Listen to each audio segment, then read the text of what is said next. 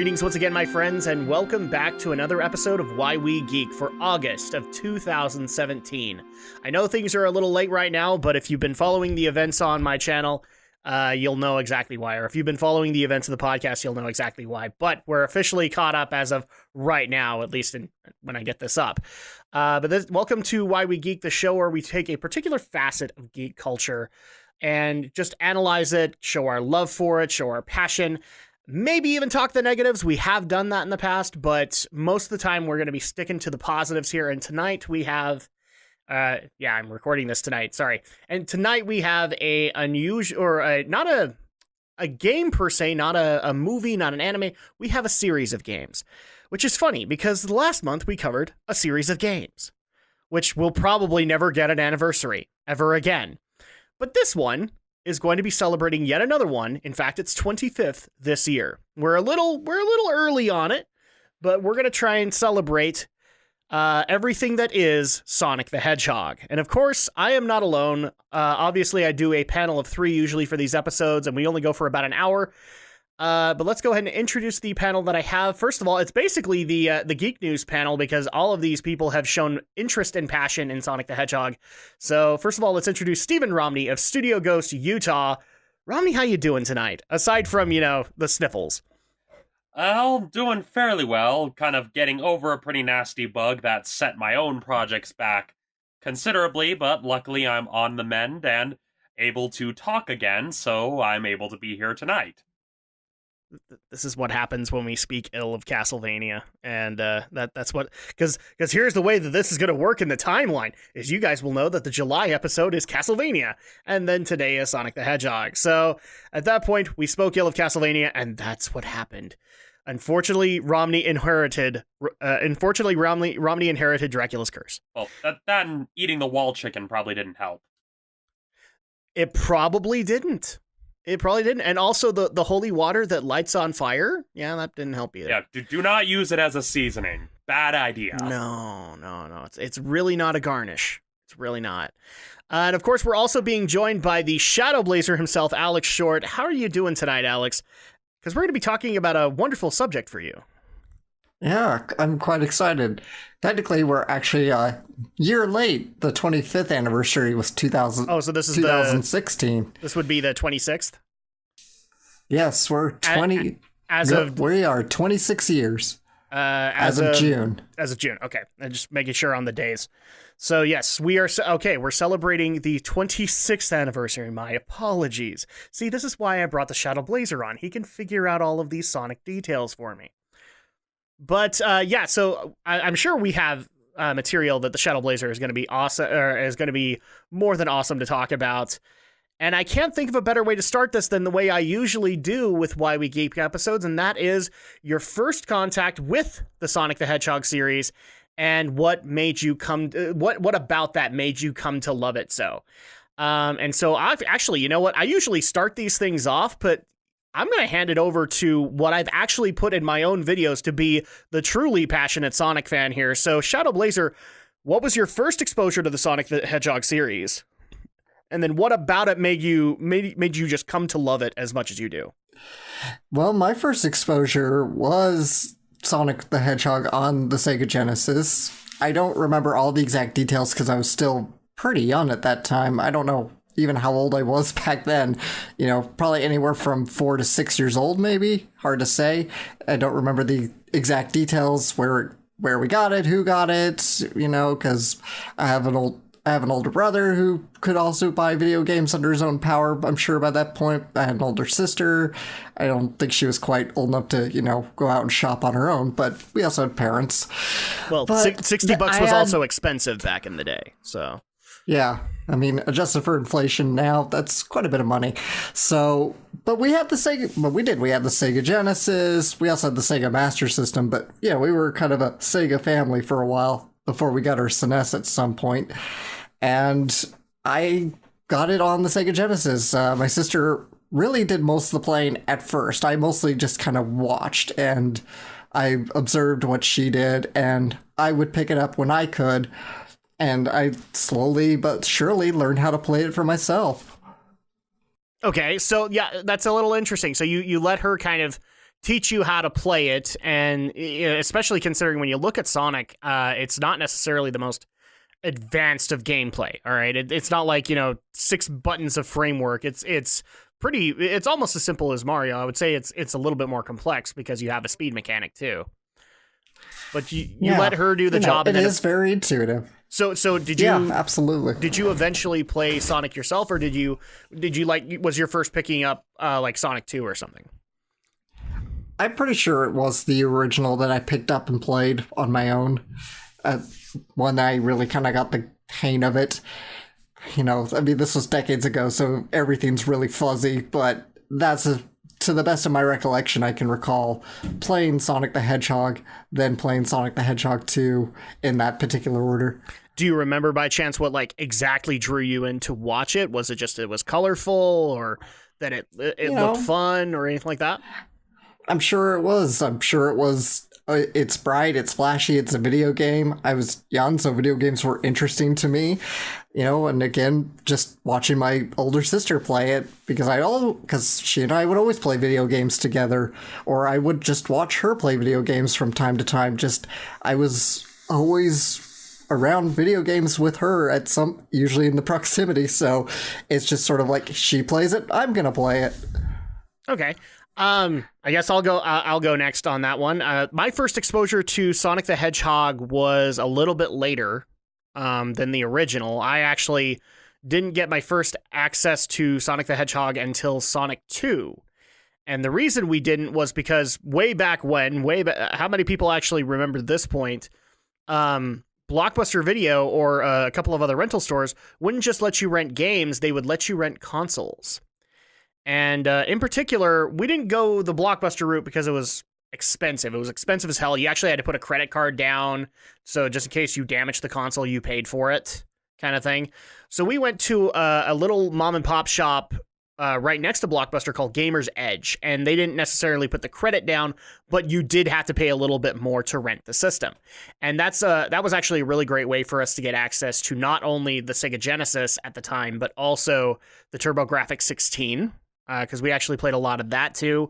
We played the Sega CD that way. We played the TurboGrafx CD that way as well.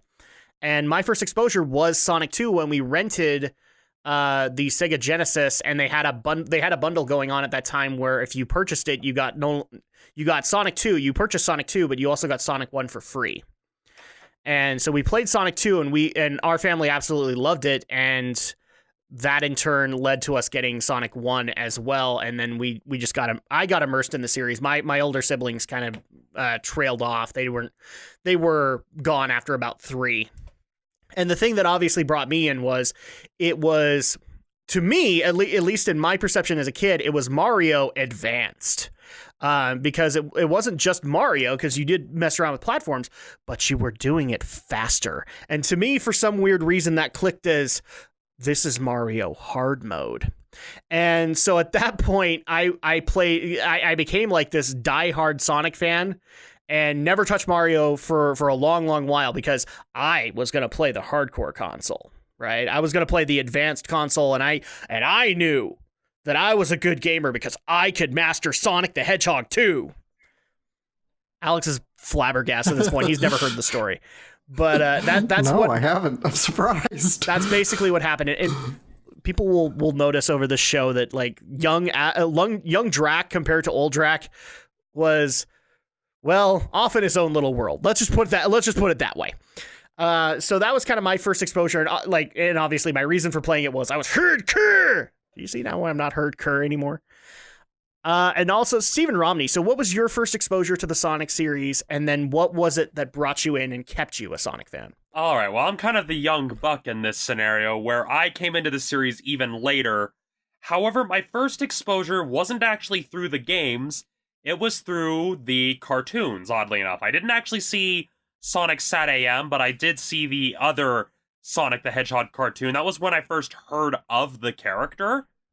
And then... You're talking the weekday afternoon series? Yes, or at least in my case, it was weekday morning, because it would play in the mornings on some of the programming blocks.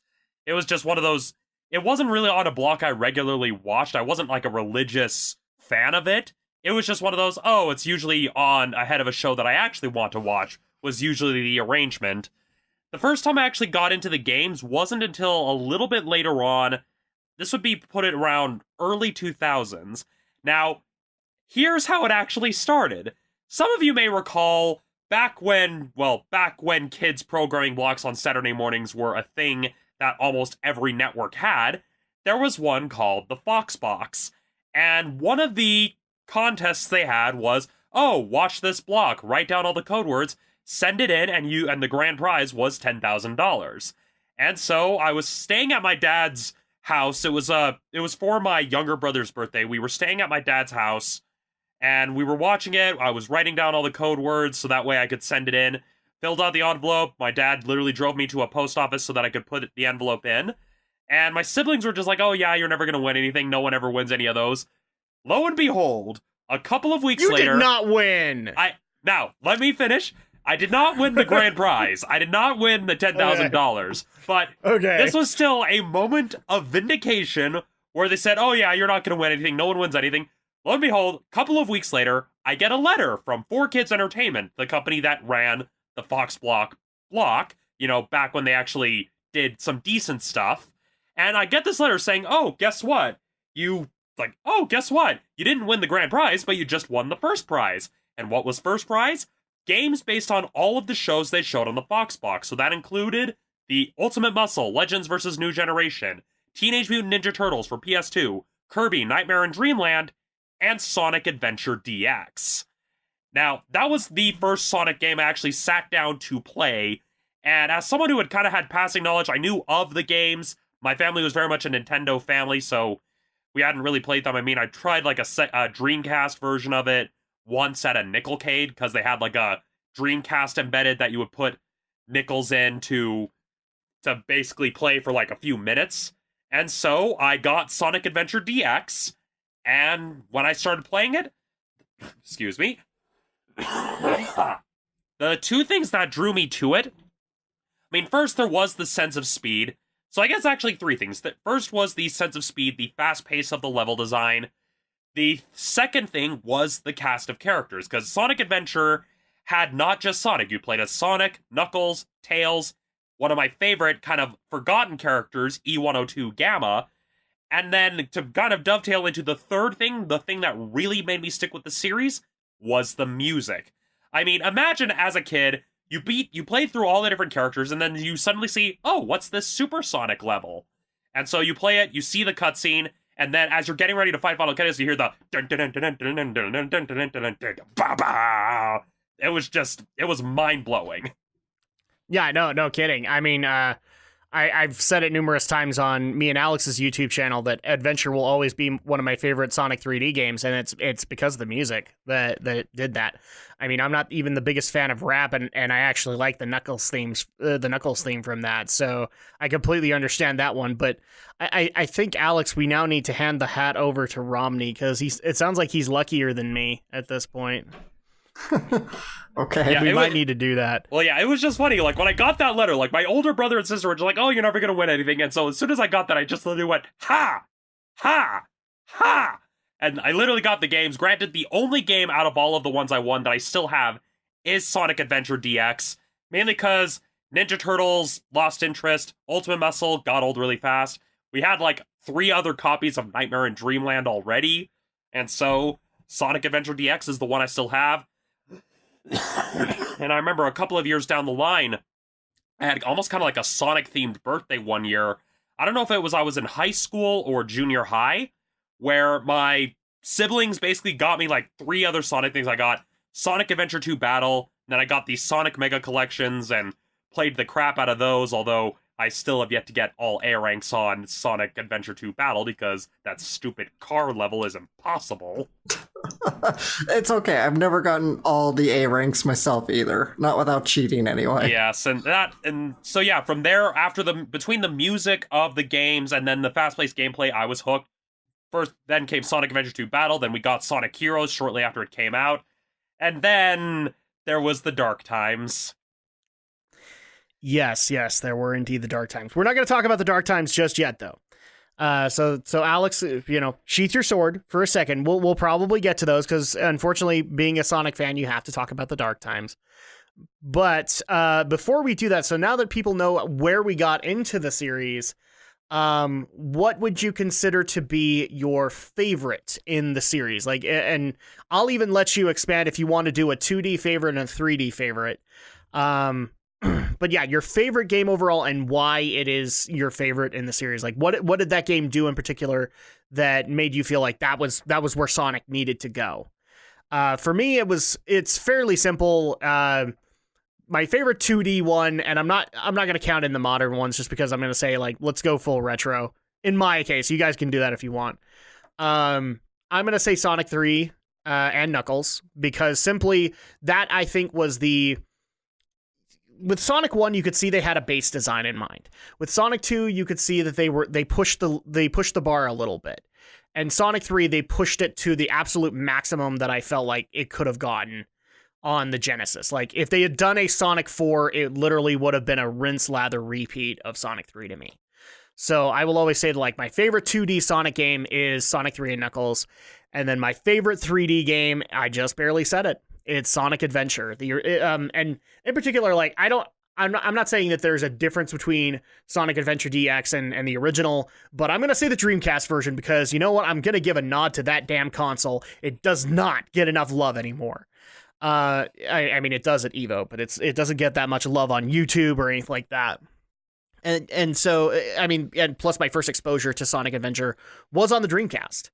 So, Alex, your favorite, you could do a 2D, 3D, I'll let you do that, and you could pick the ones, but what was your favorite Sonic game in the series?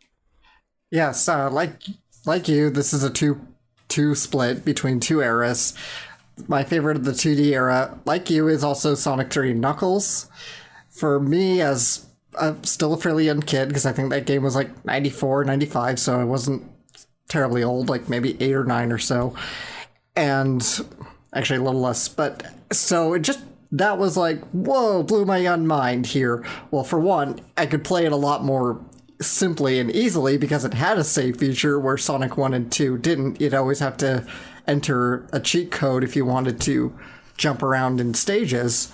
And with Sonic 3 Knuckles, having the save function was so much easier. It was a godsend for me because being still young, I could only sit and play games for so long before my parents would say, okay, you've had enough game time, go turn it off and please go outside and play.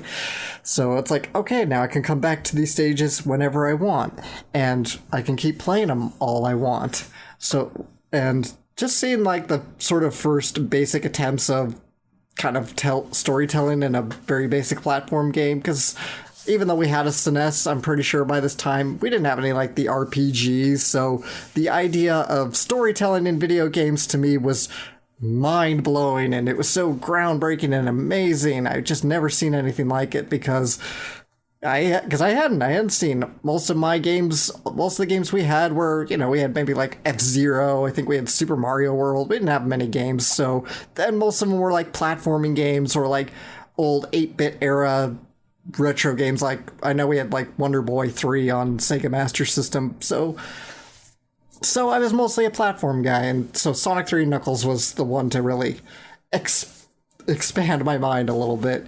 And now into the 3D era, Sonic Adventure 2 still is to date my very favorite of all the 3D games. Some have probably come close enough, but Adventure 2 still holds a special place in my heart. Call it nostalgia if you must, but I still love it. I still love every facet of it. I love the treasure hunting stages. Most people don't. I love the mech stages. Most people don't. I love the rock soundtrack. I love the Knuckles rap soundtrack a little bit, too. Mostly it's a lot of the rock, the techno, just everything about it is such a fun game. The story is a little cheesy and simple, but that's, again, part of the appeal and charm to me of that game. It's simple, but it's just a rocking, pardon the pun there, adventure. I think you need to live and learn from your mistakes here, Alex. And I'll hang on the edge of tomorrow. Yes. Okay, now that we've had that corny moment and we made Romney giggle, Romney, your favorite in the Sonic the Hedgehog franchise? Yes, well, unlike the other two, I'm not really going to do a 2D, 3D since my exposure was primarily with the 3D games. And while Adventure does hold a place in my heart for a lot of nostalgia, it had a lot of good storytelling moments, at least to me, in terms of how games could tell its story. In terms of the game that, between all the Sonic games I've played, in terms of the ones that I would actually like to pick up and play when bored, that would have to go to Sonic Heroes. Now, I know the game itself isn't perfect, it does have its flaws, but in terms of actually trying to find a new direction, a way to experiment with the platforming layout, especially with the team switching mechanic between speed, power, and flight, I thought that was actually a pretty cool mechanic. Some levels didn't utilize it very well, but others, they did a fairly good job. And it made it, especially for the PvP battles, it made for some interesting strategy where there would be the initial temptation to try to match flight with flight or match power with power, but then you kind of, my brothers and I, as we played the multiplayer mode, we kind of found almost this rock, paper, scissors methodology that was programmed into the versus mode, where you could kind of figure out which formation could take out which. So, for example, speed formation actually is really good against flight, whereas power kind of beats speed. Flight, good against power, but weak against speed, and then power, good against speed, weak against flight. We kind of discovered that strategy to it that actually made it kind of fun and made it so that you couldn't just stick with one formation to actually get through. And again, it has its problems, especially with some levels with really bad camera, but that's still kind of one of my favorite games where it kind of streamlines a few things. It does away with some of the fluff. I mean, yeah, I know some people like the world exploration from Sonic Adventure, and I know people love the Chow Gardens, but honestly, I kind of like the fact that Heroes didn't have the Chow Gardens. I like they kind of kept it more like a level-based structure because it made it a lot easier to pick up and play, a lot easier to jump back into, especially when you were away from it for a while and not having to go back and see the bulging eyes of the Chows that you've neglected for who knows how many years. You know, that's actually one of the strengths I put of Adventure 2 over Adventure, because Adventure had the hub world, but Adventure 2 just had the straight level-to-level progression and the stage select map. See, and I don't give any credit to the Chows because I never did them. How could you not love the Chow? Didn't you ever have a Tamagotchi pet? Yeah, they died. Exactly. You're talking to the guy who had way too much ADD to be able to maintain stuff like that. This is why early on in my life I got a puppy, and the puppy was taken away about a year later because it's like, you know, you're supposed to be taking care of this puppy, and you really aren't. It's not that I didn't love the puppy; it's that I had the ADD moment, and I would neglect a lot. So it's one of those hard lessons that we've learned early on. Thankfully, I'm not that bad anymore. But yeah, I think we've actually gone over this on Drac and Shadow. I appreciate the Chows in one regard, in the fact that when the Dreamcast version was out, because of the Chows is why we got the, I can't ever remember it, but it was... The VMU. It was the Dreamcast equivalent of the the memory card. And so at that point, you actually could get... it was like Vimeo or something like that. VMU. Yeah, where you could actually link it into the controller and you could actually do Chow Garden stuff with that. I always felt like that was a cool, awesome piece of technology. And on the Dreamcast, I think Adventure and Adventure 2 were the only ones that ever utilized it. Aside from the fact that these memory cards could actually, they could store memory via pages, and so you could actually do it that way too. So I'll always appreciate that technical innovation, but, well, especially as a teenager, anything involving side questing, if it wasn't in an RPG, I wasn't doing it. And if it didn't give me, well, Alex or Romney will get the reference, but you won't. If it didn't give me Knights of the Round level power, then I didn't care. So that's kind of the difference there. And for those who actually got the reference, you get a gold star and a cookie. So with the best, it's one of those things where I wish we didn't have to bring this stuff up, but Sonic, unlike Mario, has had a lot of fumbles in its lifespan. We've had lots of huge success, or at least, what some people would consider huge, some people would consider marginal, but then we've also had to fumble through the dark times to be able to get the refined product that we do get, especially this year when we're going to be getting we already do have Sonic Mania in our hands, and we're gonna get Sonic Forces. So at that point, to you guys, in your honest opinion, what game do you consider to be the lowest point in the Sonic canon? And it can be anything really. Unlike the best, I'm not going to keep this to a 2D, 3D kind of thing, because I think we're all pretty much in agreement. Romney can't speak, but I mean, me and Alex will just sit there and go, I can't think of a 2D game because, there really isn't one there. But where is the worst point in the Sonic canon for you, and why was it the worst point? And hopefully, if they fixed it, you can let people know on that one. And I'm going to go ahead and let Alex start on this one, because I have a feeling that he's gonna have some insight. I mean, obvious answer is obvious here, because it is, yes, Sonic the Hedgehog 2006, because that game is just an unequivocal mess of a game. I know there is Sonic Boom Rise of Lyric. Well, Rise of Lyric's worst sin is just being really, really boring. And Sonic 06 is actually just fundamentally broken. I love that concept. You'll forgive its brokenness, but it's boring. Yeah, it's just dull. I mean, Sonic 06 is broken, but it's also entertainingly broken, because there's so many fun ways to really break the game, and there's so many hammy moments that we got out of it, such as Silver's constant repeating of "it's no use," and which in his very obnoxious first boss fight. And 06 pretty much... I would actually, to add on to that, I would actually dare say here's the reason why 06 works and Boom doesn't, is... And this is a weird comparison, but I think Alex will get my frame of thought when I get there. Where 06 was trying to be serious, like serious humor, and came out as hammy, Boom started out at hammy. and therefore, where can you go other than, where can you go that's lower than hammy? You're not laughing. That is really true, because Boom tries to be very self-referential, tongue-in-cheek about itself, which is very much to its detriment, because that's really what it relies on so much. But Sonic 06 does try to play itself deadly serious, and really comes off failing at it too. Because we're laughing at it, but they're like taking this as serious as a Marvel movie. Okay, they're taking it super serious. They're super ethereal about this. And 06 pretty... I don't want to say it is the reason the adventure style is dead, but it is kind of the last game to really utilize the adventure style of gameplay. Essentially, the multiple characters interacting with each other, the cross styles of gameplay, treasure hunting, and speed stages, and of course a hub world harkening back to adventure, where pretty much every game since Sonic Unleashed has used the format laid down by Unleashed. So I'm gonna preface what Alex just barely said with this, that we know of, because again, Forces isn't out yet, so we don't we have assumptions on what it's gonna be like, but we don't know that yet.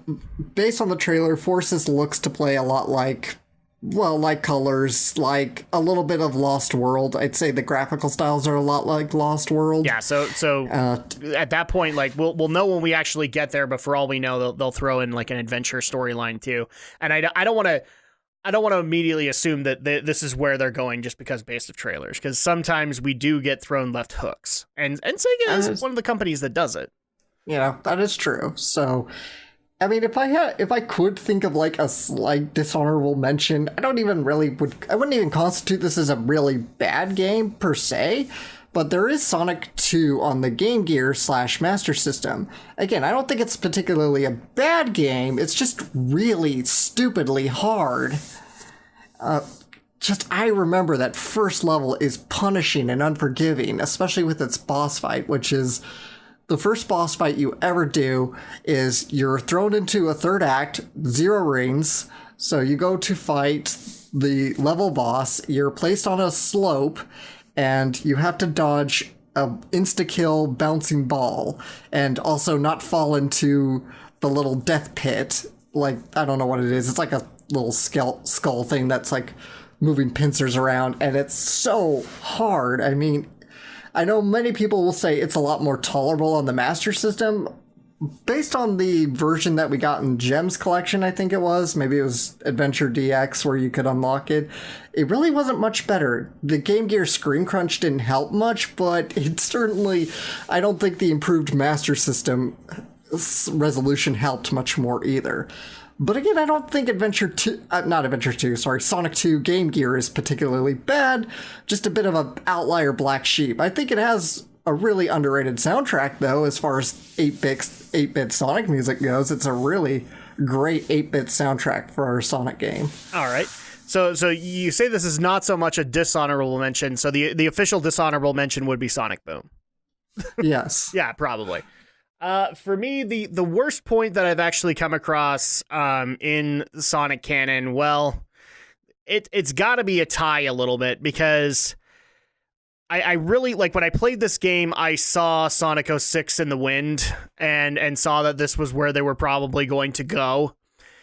And I know Alex is going to get mad at me for saying this, but my low point was Shadow the Hedgehog, and then eventually, and this is why I'm tying it, eventually graduated to Sonic 2006.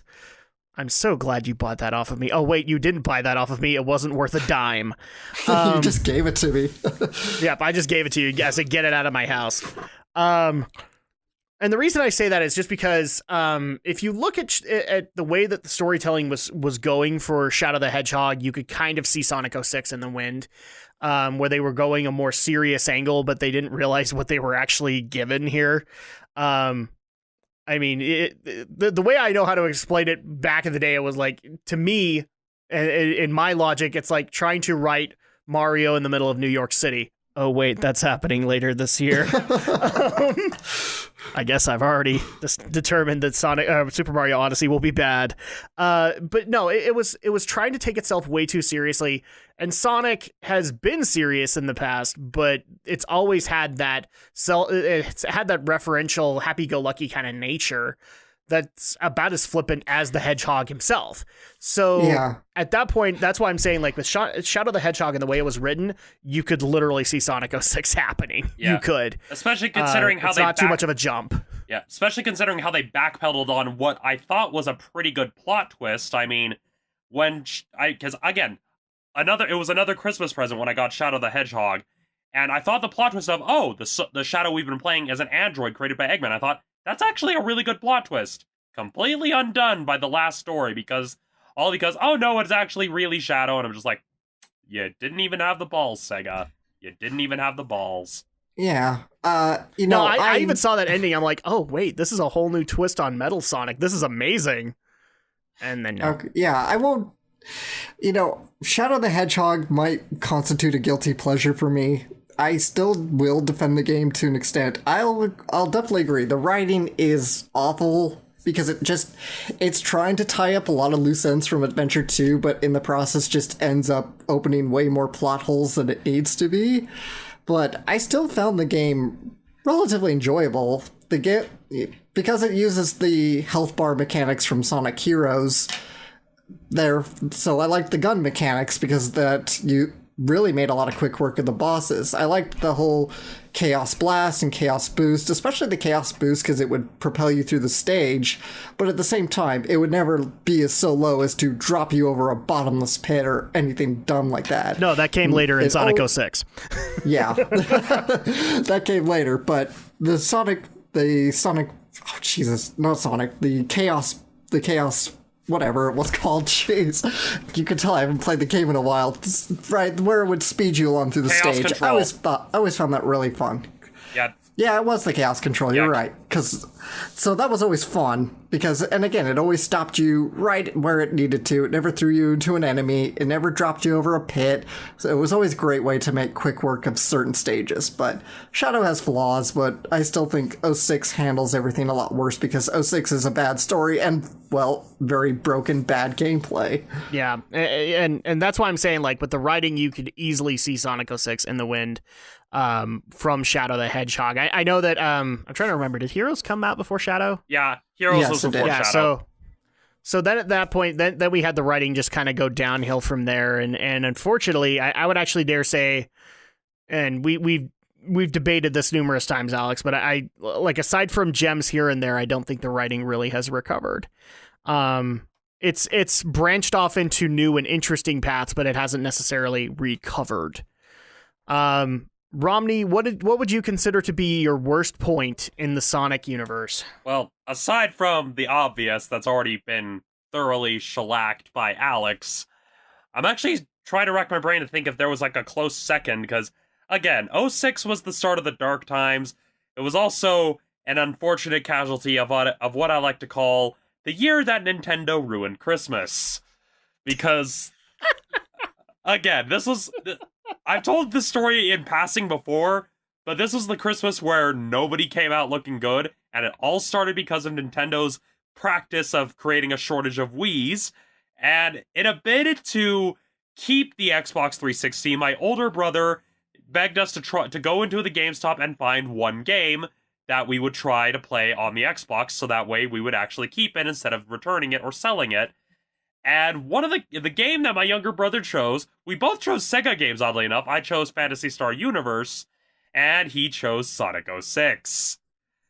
The ironic thing is, I think I've heard Sonic 06 marginally functions better on the 360 than the PS3. Yes. Which is, again, all the more ironic considering they had a little more time to work on the PS3 edition. The difference is the game-breaking bugs in the 360 version are actually somewhat manageable. They're not as game-breaking as they were on the PS3. Yeah, so I guess the closest second that I could think of, at least in terms of Sonic games that I just did not enjoy, would probably have to be the Game Gear games. And the first time I tried them was they were unlockable through Sonic Adventure DX. And the first the port of the first game is like, okay, it's fun, it's okay.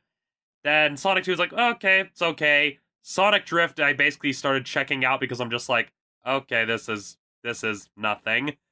And then came Sonic Labyrinth, which was, okay, you have Sonic no longer able to run fast. Okay. Yes. And so... Yeah, basically, if people have never played Sonic Labyrinth before, think of a very, very, very, very early concept for Sonic 3D Blast. That's what Labyrinth is. Not really. Labyrinth, I don't know how to describe Labyrinth, really. Maybe a little... I think Labyrinth's a little more like Proto's Super Monkey Ball. It's that too. You're always more having to spin around. You're having to spin around the stage as opposed to Sonic 3D Blast, which is a really awkward isometric attempt at a platformer. Also, I'd put that in the guilty pleasure sector. Well, I would say Labyrinth is compared to that because of the isometric view. And where they initially experimented with that. But there's a bit more. There is, I think it's like called Sonic Triple Trouble, and that's more of the 3D Blast equivalent for the Game Gear, because I actually tried the 3D sprites, and it just made everything so awkward in that game. And I guess like the closest console release in terms of a Sonic game that I did stop playing just because I did not have fun, and I know some Sonic fans are probably going to want to punch me for this, but that would have to be Sonic Spinball. I mean, it sounds like a cool idea, a pinball-based game themed around Sonic the Hedgehog, but the part that kept getting me was the way you had to launch yourself, where it's a case of, oh, we're going to have you control Sonic like you would in the normal games, and then you have to jump into the pinball thing. In my mind, I'm just thinking, just have it start like a normal pinball machine. I mean, especially just given just how impossible it was to beat that dang first level. I mean, first you have to hit these bumpers and just like, okay, so is the goal to rack up points? Is the goal to get the Chaos Emerald? You're not giving me enough to work here, game. I mean, yeah, it's pinball, it's fun, but what is the point? What am I after? Is it points? Is it the Emerald? I don't know. That game is unforgiving. Sonic Spinball to me is and this may sound very narrow-minded, but it is the sole reason why whenever like a video game franchise will have a pinball game come out, I will never ever play it. If there is a video game series based pinball machine, I will never ever go near it. In fact, I almost get like this hatred, like I want to go pummel the crap out of it. And it's all because of freaking Sonic Spinball. I tried so hard in that game to beat it, and I eventually just like, so here's another interesting story. I got kicked out of a GameStop once, And the reason I got kicked out was because this hatred happened when I saw Metroid Prime Pinball for the first time. And I was a teenager, so you guys might have to forgive me on this, but I saw the game and I literally okay, this is back when GameStop, they didn't put the cartridges or the discs in the covers that were out on the sales floor, right? So you got to realize I didn't do any damage, but I got so mad that I picked that thing up and I just beat the living crap out of that cover. I beat it senseless. I'm kind of surprised that my hands didn't bleed from how many times I punched this thing. And eventually I didn't get kicked out, but the employee literally looked me in the eye and said, "You need to leave, kid." You know, I got that look that you get you've done enough, you know? And eventually I left, and I actually remember not going back to that GameStop for a good 6 months, which was my my local one at the time, not the one you're thinking of, Alex, but my local one at the time, because I didn't want to go back and have that incident again. Pardon the phrase here, but it ignited in me a real primal rage. So, thanks, Sonic Spinball. How many game stores have you been banned from at this point? 2. Both are GameStops. So it's not necessarily that I got shooed out by that one guy, and then I got kicked out, but more I walked out because it was, again, the whole... I think I've told this story on the podcast before, but for a long time I wasn't going to GameStops anymore, because when I went over to pick up my copy of Final Fantasy 12 and I was excited for it, I had that one guy who was trying to, because I think it was Vice City, or it was a Grand Theft Auto game that had come out around the time of Final Fantasy 12, and this guy was trying to shove that down my throat, enough so that he actually called me, he said I wasn't a gamer because I was playing this namby-pamby Final Fantasy game and not real men's games like Grand Theft Auto.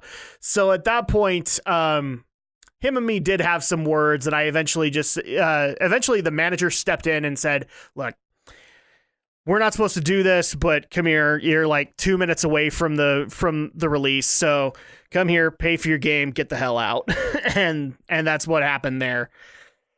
So there you go. Only 2 stores, but yeah, I've walked out of plenty of game stores. Yeah, I know those types. I remember back in my high school, I was actually in the high school news class, I was on the video game beat, and I would get into so many arguments because I liked JRPGs and strategy games, but wouldn't play any real games like Call of Duty and Dead Space. Yeah, stupid. Exactly. And that always frustrated me for the longest time. I actually would, my best friend actually worked at a game peddler, and he would get that crowd a lot. And I'd be the guy, if I was coming to visit, he would be like, "Oh no, don't come and visit." 'Cause I'd have arguments with these guys. And I would have no issue saying that I had arguments with them. And actually, no, that would be the technical third kicking out, because his boss came in one day and he kicked me out of the store. So there you go.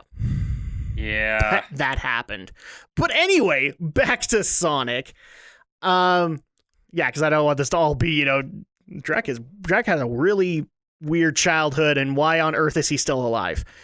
Because, well, I have that question too.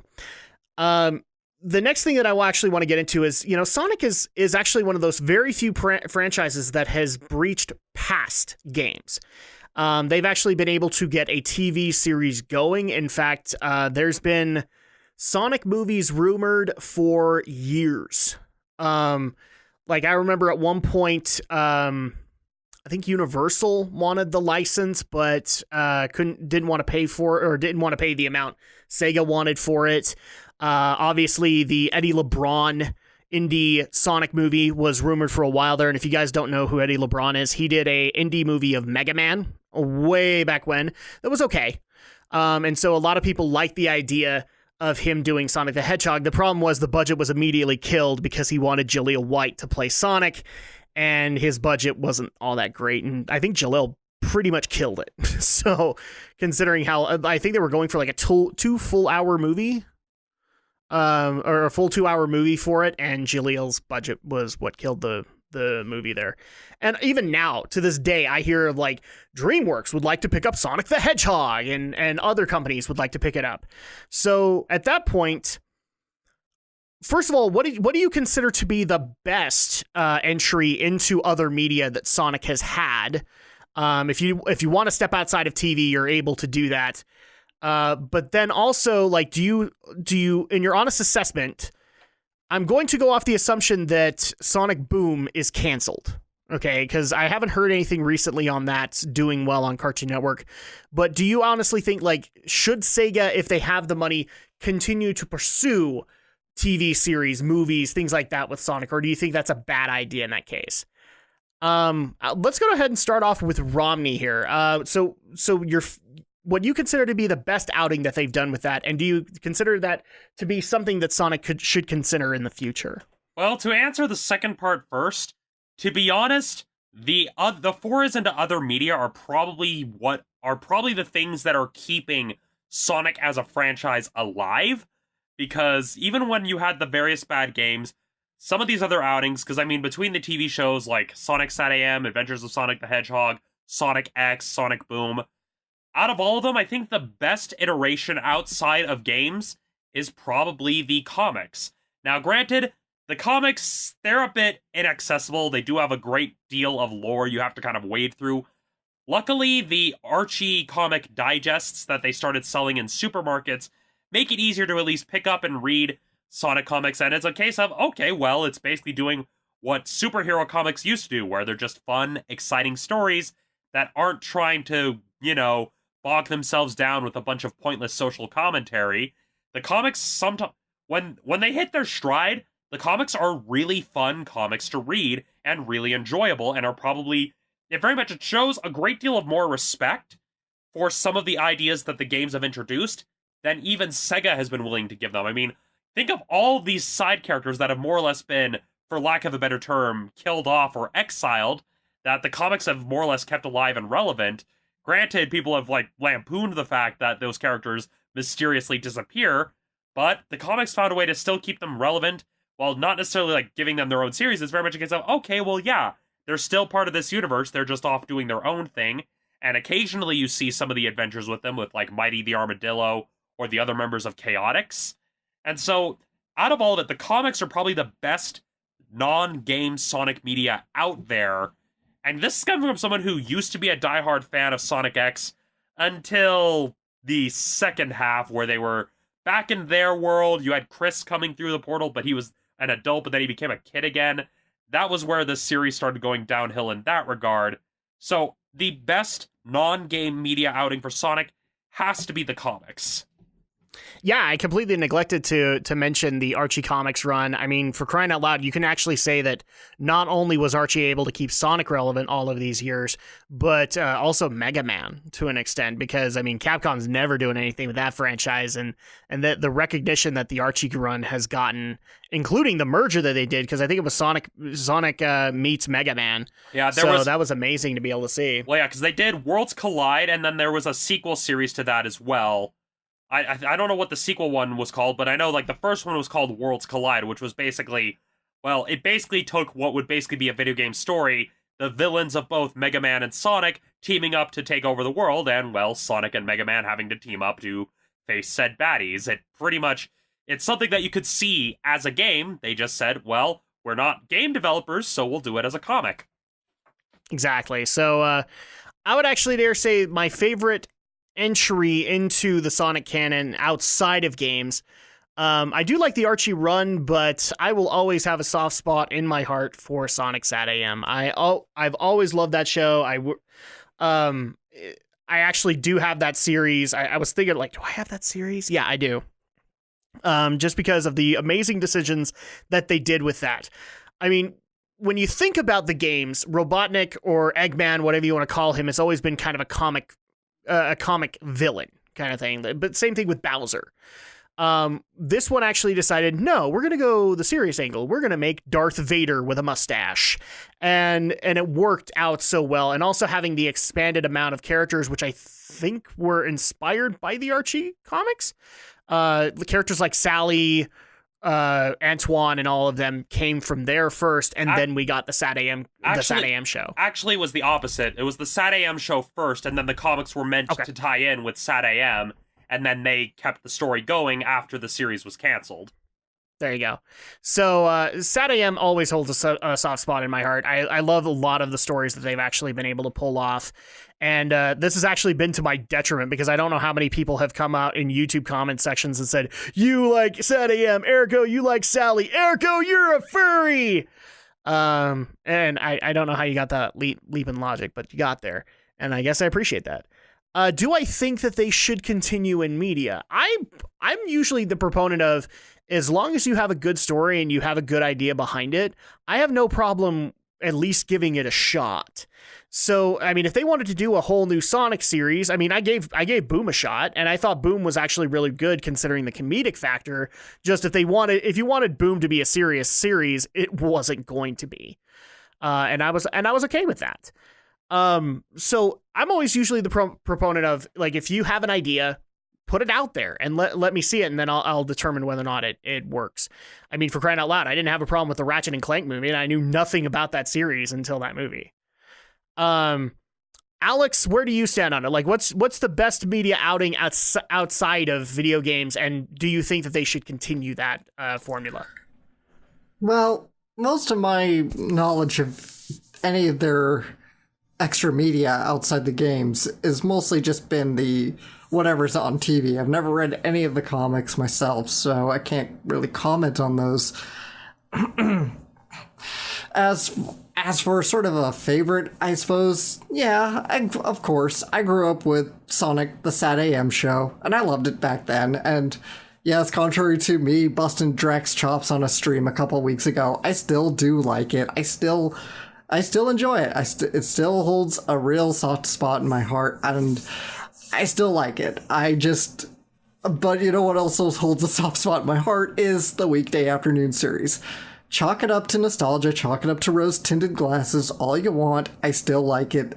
It's still, again, another soft spot in my heart. It's sort of, I don't know the best way to describe it, really, but it's just sort of like you get the two dynamics. You get the fun one, and then you get the serious one, and it's I don't know, match made in heaven, I suppose. It's just because they're different shows and they're different times, and it's like neither one is stepping on each other's toes, so whatever. And I always I like to equate the weekday afternoon series to basically it's Sonic meets Bugs Bunny, because it's a lot of the same style of humor, it's a lot of the same kind of situations almost. And so that's why I really like it, because I did grow up quite a bit with like Looney Tune cartoons, Merry Medleys in the early mornings before having to go off to school. I would say it's more along the lines of like Wile E. Coyote and Roadrunner, because they like doing Coyote, that kind Roadrunner, of absolutely. They like kind of doing that storyline. That too, yeah. Just so a bit of those. So it just kind of reminds me of old Looney Tunes that I would watch before school, even though I think I was watching Sonic weekday afternoons as like a preschooler. So, there you go. If he only waited a half hour longer, he would have gotten the exposure to Samurai Pizza Cats. Maybe. I don't remember. Like, that's the problem. When you're such a little kid, you're just on a all over the place kind of schedule. So, as to should they really continue, I say yeah. I really think just sticking their guns to animation is always their best bet. I'd like to see another sort of run at basing something on the comics. I always wondered why we never got Knuckles in the Sad AM show. I was like, when are we going to get Knuckles? When are we going to get Knuckles? Of course, I'm too young to know that, sorry, the show's canceled. You're never going to get Knuckles in the Sad AM show. No, they saved him for Sonic Underground, which... Yeah. Which, I gotta say, the ROM hacks based on Sonic Underground aren't too bad. Yeah, but, I'll say this. As a concept, Underground has a good idea, but if you're going to make a show with music being the major component, you gotta make sure the songs actually sound good. Yeah. Yeah. Yeah, absolutely. So we've covered all that, and actually we're running out of time a little bit, and I don't want to necessarily go too long, but the best way to kind of wrap up the podcast, at least for Sonic, is that, first of all, I have a feeling we're all on this panel hoping that we don't see the end of Sonic the Hedgehog anytime soon. We don't see, like, that one big failure that drags Sega down with it. kind of thing. We really don't want to see that happen. However, we have to acknowledge the good and the bad. Now, we do already have Sonic Mania in our hands. I don't know if every single one of us has played it. I haven't yet. Yeah, so me and Alex can attest that, like, this is a step in the right direction.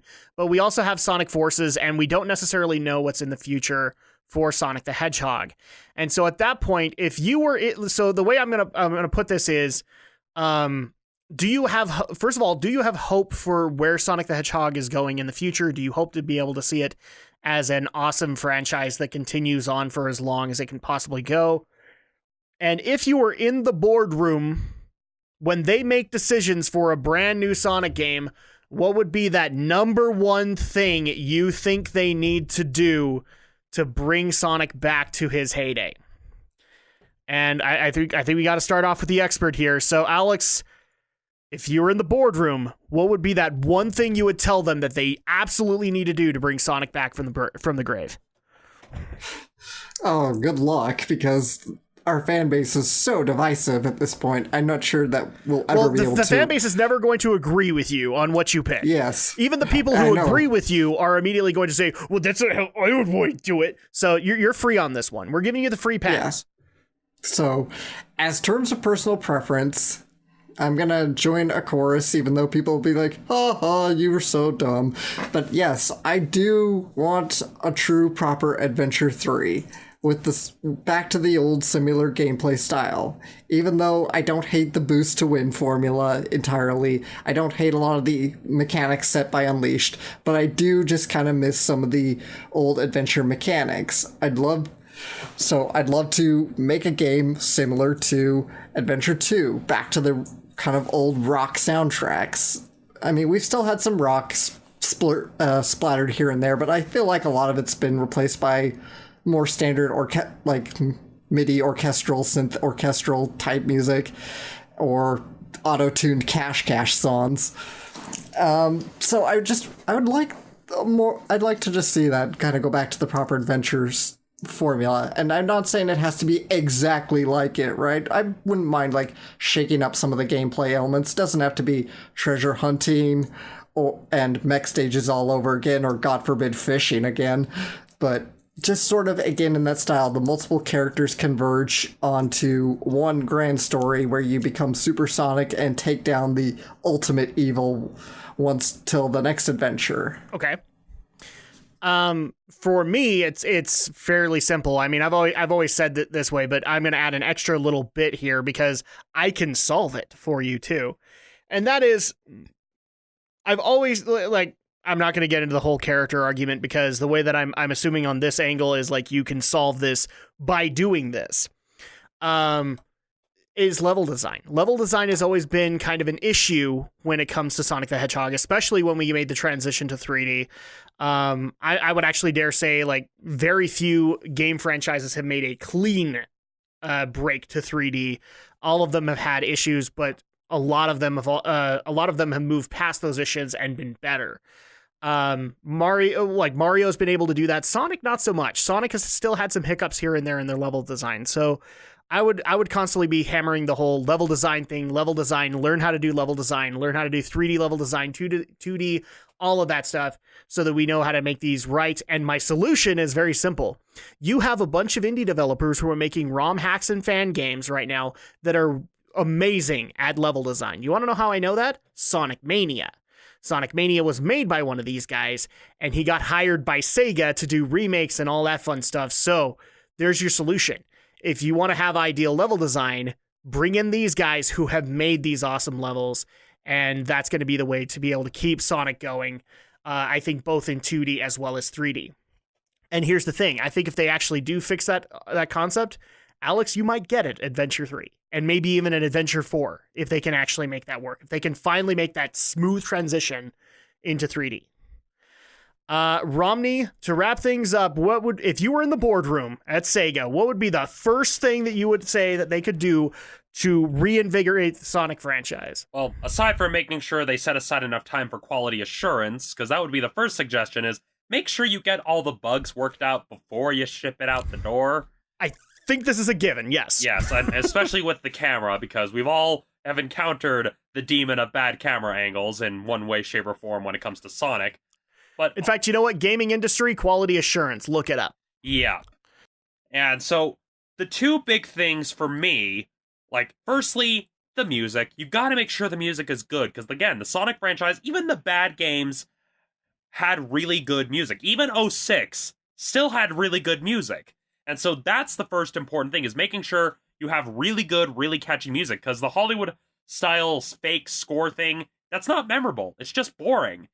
And the second thing, and it reminds me of the main thing that I liked about Sonic Adventure, and if they were to try to do an Adventure 3, here's the main thing that they kind of need to remember. You don't necessarily need to have it where all of the stories are fully interconnected, in the sense that one character's plotline directly affects another. You just have it where things intersect. And again, one of the reasons why E102 Gamma is one of my favorite characters from Adventure is because you had most of the other characters that are like telling these very like happy, like action-packed sort of stories, but then you have this character come along whose story is a great deal more somber. It's almost self-reflective. It's a lot darker, but it's darker done right, where it's not like, oh, we're gonna do Grimdor like Shadow the Hedgehog. It's literally, oh, one of Eggman's robots has become aware of itself and is basically aware of what's powering the robots. So he's basically like, okay, my mission now is to destroy all these other robots in this series so that I can free the other members of my family. And it doesn't explicitly state it.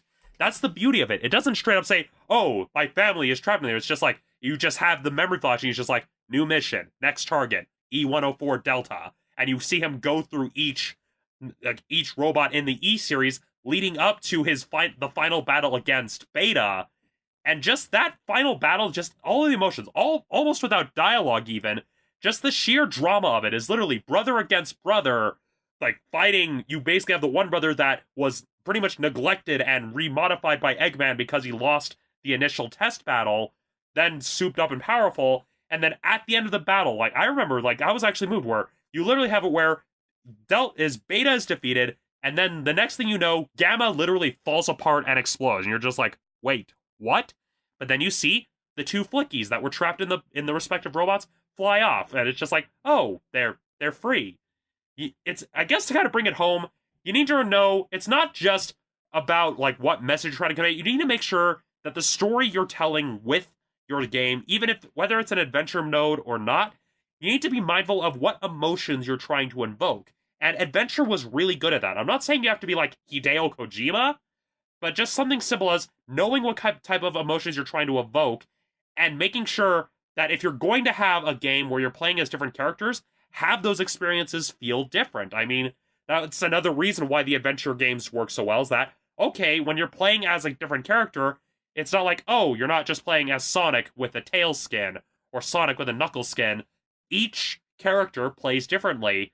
And so that's something that I think they really need to embrace more. I mean, I know some people don't like the whole, oh, well, we don't care about Sonic's friends, but I think it's more just because you need to actually make the experiences feel more self-contained, feel unique enough to make them interesting. You basically want to make it so that they could be games on their own, but they're part of a much larger whole that is the Sonic universe. Yeah, I think you hit the nail on the head right there. I mean, like the Gamma experience is one of the most unique aspects of Sonic Adventure, just because of how the atmosphere feels to it. In fact, one of the things I really love about it is when you compare him to the other characters, he is the only one that gets a instrumental theme. He does not get any kind of lyrics or anything like that, and it's all cold and robotic, and that's the way it should be, because even when he comes to these realizations, he is still very cold and robotic on the matter. And I also like what you had to say with the character problem, because that's really kind of my argument overall, is like, if we're going to have characters in this series, if we're going to have 30 characters in this thing, let's make them mean something. Let's make them actually have impacts in the universe, kind of thing. And to me, there's just too many in there that I don't feel have an impact, or they have too similar an impact to another. Yeah, that's one of the reasons, because like E102 is my favorite. But when I saw that they came out with E123, I was mad. I'm just like, you are literally undoing the impact of that storyline just so you can have another E-series You're member. undoing it by trying to recreate it. And that's the problem there. Mm-hmm. It pissed me off. It genuinely did. Like, that's one of the least favorite things of Sonic Heroes, is that I looked at that and I'm just like, oh, they saw that the character was popular, and so like, oh, it's like E102. Never mind the fact of the actual emotional weight of the fact that it's flickies that are inside these robots, which apparently Sega has been forgetting that. Oh, these robots. Yeah, Eggman puts animals inside them. That's how they run. It's kind of the main reason why Sonic is fighting him. You're kind of forgetting that little tidbit. It's kind of important. Yep, and then we got the Hideo Kojima bots in Sonic 06 that didn't even have animals running them. All right. Well, I think we've had an awesome discussion for Sonic the Hedgehog, and once again, happy anniversary to Sonic the Hedgehog, and I hope that we have many, many, many more years to come with Sega as well as Sonic. I really, as much as I speak negative on the franchise, it's one of those things that I never, ever want a franchise to die. I always want them going out swinging, and especially in the case of Sonic, where I really want to have those great games that I know that Sega and Sonic Team are more than capable of developing. But we keep on getting held back by either bad level design, really, really weird writing, things like that. So I'm really hoping that we can start solving those equations in the future. And I'm hopeful. I mean, Sonic Mania looked amazing. Forces, I mean, I make fun of Sonajora, the new enemy, as well as the creative character, but I look at it and go, I really hope that this is as much of a Generations knockoff as it kind of looks, and a Colors knockoff, because Colors was amazing. Those were really good level design schemes, so I'm at least hopeful for it. But we need to wrap things up, so thank you guys so much for watching this episode of Why We Geek for the month of August. If you guys want to leave suggestions for these, you can make sure to do so at whywegeek@gmail.com. But if you want to get a hold of us individually, first of all, you can reach me on Twitter at Drac2326, as well as check out all of my YouTube content on my channel, Drac2326, and check out all the reviews, vlogs. You can even check out a Drac Tries that I just barely did with the Shadow Blazer, which also went into our channel, Drac and Shadow, for Sonic Mania. So you guys can check that out. And Alex, how do people get a hold of you if they want to discuss Sonic and all those other things awesome? Well, the best place to find me, of course, is YouTube, where I am known as Shadowblazer 3000. Most of my channel does revolve around anime content, anime reviews, and so on and so forth. The occasional Let's Play here and there. And if you want to follow me on social media, just follow me on Twitter at AlexJShort. All right, and then Stephen Romney, if people want to get a hold of you and share their input on the Sonic franchise, as well as get yours on their feedback, how do they get a hold of you? Well, you can always find me on YouTube at youtube.com/StudioGhostUtah. You can also find me on VidMe at vid.me/StudioGhost. I am also on Facebook at facebook.com/Romney'sReviews, no apostrophe. And I am also on Twitter at RomneyReviews. All right. And once again, thank you guys so much for coming in and enjoying this, another great episode of Why We Geek. And you guys can stay tuned for the next episode of September, where unfortunately you guys are going to have to wait until it actually comes out before you see what it's about. So thank you guys again so much for continuing to like, comment, subscribe to our individual channels, as well as contributing to this podcast, because I know it's been a really great hit with you guys, and I hope to continue it on in the future. But till then, till September, we'll see you guys next time for more Why We Geek.